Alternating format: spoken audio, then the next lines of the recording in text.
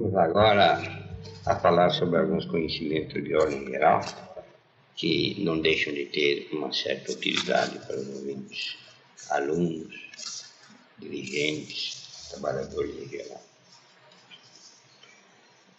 Na escola de aprendiz do Evangelho foi ensinado, desde o início, que a evangelização desenvolve faculdades mediúnicas pelo gradativo aumento da sensibilidade individual, isto é, da percepção psíquica.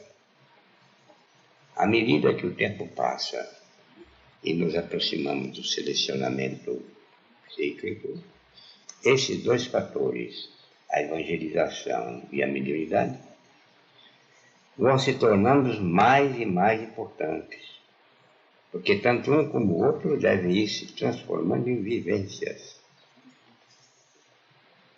Porque através deles, o discípulo, ao mesmo tempo que evolui, serve aos semelhantes e exemplifica o Consolador prometido por Jesus, transformando-se nele próprio. A vivência evangélica em sentido religioso e a mediunidade em sentido técnico, ambos exigem o mesmo devotamento, assiduidade de esforço, perseverança e humildade. E se, no sentido geral, essa dualidade de vivência juntarmos as atividades do labor científico, o progresso espiritual do servidor se valorizará ainda mais, permitindo maior penetração nos problemas naturais e maior dinamismo nos atendimentos. Neste caso, se a religião se abre para acolher a ciência e esta se apressura ao seu encontro, por fim caminharão juntas para os triunfos finais da evolução na Terra. O ciclo evolutivo de Jesus, ao encerrar-se agora, tem o caráter de amor, bondade, perdão, redenção, enquanto que o próximo ciclo, o de Aquário, caracteriza-se por conhecimento de Deus, paz e fraternidade. E os mesmos homens, evoluindo no tempo, realizarão os dois. Os ciclos evolutivos se sucedem em períodos de 2000 anos. E, neste atual, a religião é o elemento mais importante, cabendo-lhe guiar os homens à redenção, com base nos ensinamentos crísticos. Para apurar os resultados do esforço evolutivo, ou das tendências humanas dominadas por valores negativos neste período, é que haverá o selecionamento cíclico, predito para o transcurso deste milênio, quando então se abrirá o novo ciclo da mesma duração. Os acontecimentos que se darão nos próximos dias deste final de período, desde vários anos transmitidos ao mundo e ultimamente confirmados por instrutores credenciados e conhecidos, estão sendo reafirmados agora por outras entidades, através de processos de comunicação melhormente elaborados e adotados. Segundo eles, ocorrerão impressionantes transformações genéticas, profundas alterações de clima, confusões de estações, destruição generalizada de colheitas, por efeito de secas intermináveis e impiedosas, e outras muitas calamidades já conhecidas, como vulcões em muitos lugares com terríveis abrasamentos atmosféricos, deslocamento do eixo da Terra e submersão de regiões continentais nos oceanos, ao mesmo tempo que surgimento de regiões novas, como aliás já tem acontecido desde os tempos primitivos. Em consequência dessas calamidades, haverá grande êxodo de populações, mistura de raças, unificações e separações, correrias e desesperos, que ocorrerão de forma terrível ante a violência, a rapidez e a inevitabilidade dos acontecimentos. Poucos sobreviverão aos cataclismas anunciados, e após o caos, desesperadamente prolongado, ressurgirá o mundo com uma nova vida, mais perfeita, de regeneração espiritual, e novos planejamentos sociais serão estabelecidos segundo as necessidades do momento, porque é fácil de perceber que após tudo isso, a humanidade que habitará a nova Terra vai herdar um planeta em estado de ruínas, devendo ser completamente reconstituída para que se torne habitável. Novos mundos surgirão ao lado da Terra, mudando, portanto, o aspecto dos céus.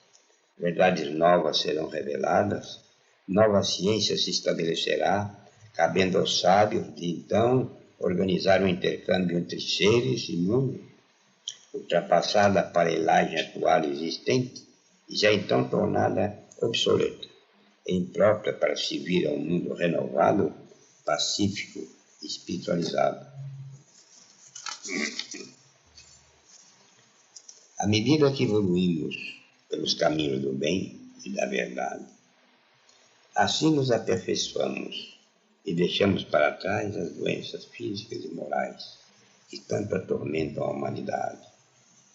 A doutrina cristã, ensinada pessoalmente pelo Divino Mestre, esclarece sem deixar dúvidas sobre o que quer que seja referente ao comportamento evolutivo, e por ela todos os adeptos são responsáveis pelo que fazem, pelo que deixam de fazer e pelo que transmitem uns aos outros, porque em uma doutrina destas não se aceitam fantasias, dubiedades, enganos, mistificações, que conduzem a erros profundos e a perdas irreparáveis de tempo evolutivo. Não há mais tempo para improvisações agora e acomodações. O que se faz agora é definitivo.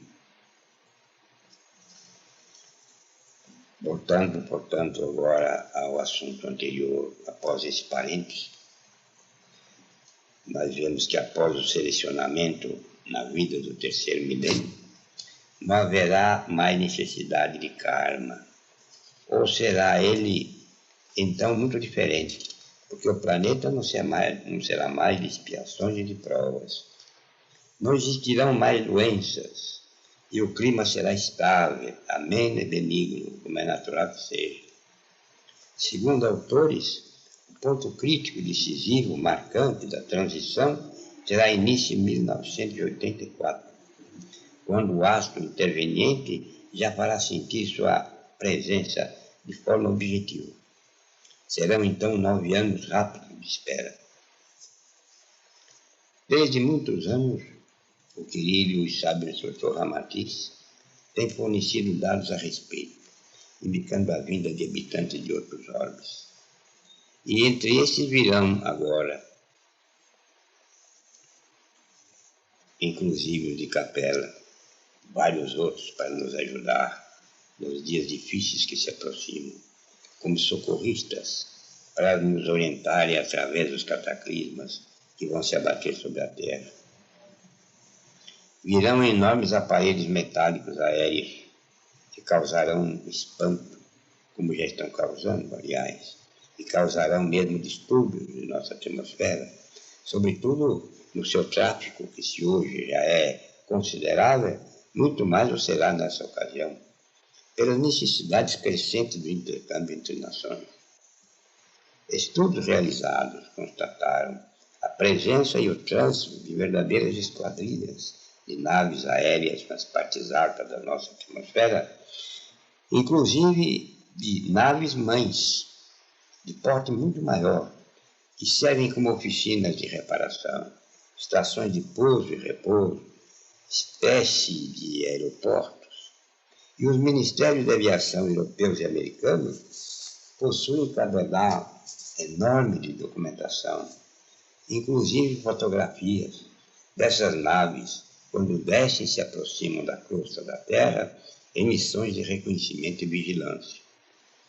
As mais perfeitas fotos foram tiradas pelos espaçonaves que foram à Lua ultimamente.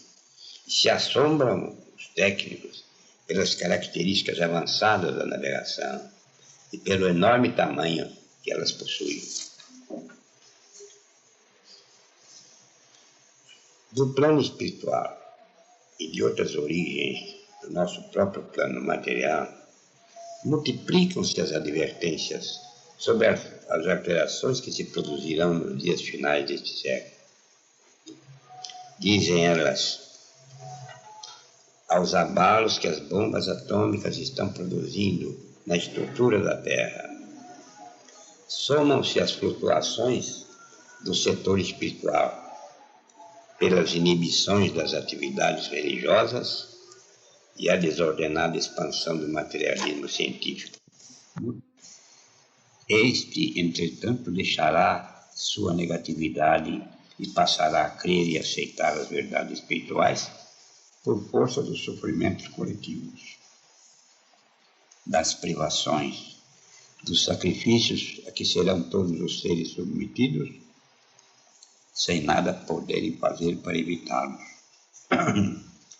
Para compreender melhor a precariedade da situação do globo, mesmo referindo-se unicamente a um setor isolado, basta considerar que 25% do elemento vital, a água existente, está contida nas profundezas subterrâneas do globo, 75% nas massas geladas que cobrem os polos e as altas cordilheiras, e somente uma mínima parte de 0,30% é utilizada para as inúmeras necessidades da vida na superfície do globo, formados pelos oceanos, os rios, os lagos, as fontes, sendo que esse mínimo disponível está sendo atualmente contaminado pela crescente e inevitável poluição. Pois um dos cataclismos, dizem, previsto para este tempo é justamente este, o do degelo das massas polares e montanhosas, que, como a própria ciência verificou, já se está iniciando. Se a isso se juntar o movimento das massas ígneas do interior do globo na direção dos polos, esse degelo será muito mais rápido e violento. Mas, se a movimentação da magma, animada por pressões exteriores, tomar outros rumos, então um grande número de vulcões explodirá nessas direções, antecedidos por violentos terremotos e terrível calor. E como, segundo também está predito, além desses fenômenos, haverá outros atmosféricos, ou ainda outros, provocados pelos próprios homens, como violências, guerras e atividades nucleares, tudo isso produzirá mortandades inconcebíveis, com desencarne de bilhões de seres em massa. Assim sendo, quando for se estendendo no céu a escuridão pela interposição de astros entre a Terra e o Sol, a crosta se abrir em abismos insondáveis e vastas regiões da Terra forem submergidas pelas águas, se verá então como, em minutos, se destruirão enormes esforços de civilizações milenárias. Tudo isto já está sabido e previsto, mas nestas horas difíceis, para quem poderão os homens apelar? Para os poderosos da Terra, tão apavorados contra eles próprios? Para os cientistas, via de regra orgulhosos e negadores, que se desviaram dos rumos certos e legítimos e muito concorreram para o desencadeamento destes males? Esses mesmos que negaram a Deus, cujo culto consideraram mera formalidade ou superstição? Ou para as religiões dogmáticas, desde já tão decadentes? Para nada verdadeiramente e para ninguém haverá apelações nessa hora terrível do ajuste de contas, do selecionamento da humanidade para a formação de uma terra mais feliz, de uma realidade espiritual mais perfeita e permanente. O que preocupa atualmente as entidades espirituais encarregadas das revelações novas a serem feitas é imprimir às doutrinas da Terra orientações mais acertadas e justas, esclarecimentos positivos e diretos das verdades, inclusive nas realizações práticas, que deixam muito a desejar, por serem divergentes, sem unidade, sem algo mais elevado que a rotina improdutiva de uma exterioridade enganadora, face a grandiosa tarefa que lhes caberia desempenhar na terra.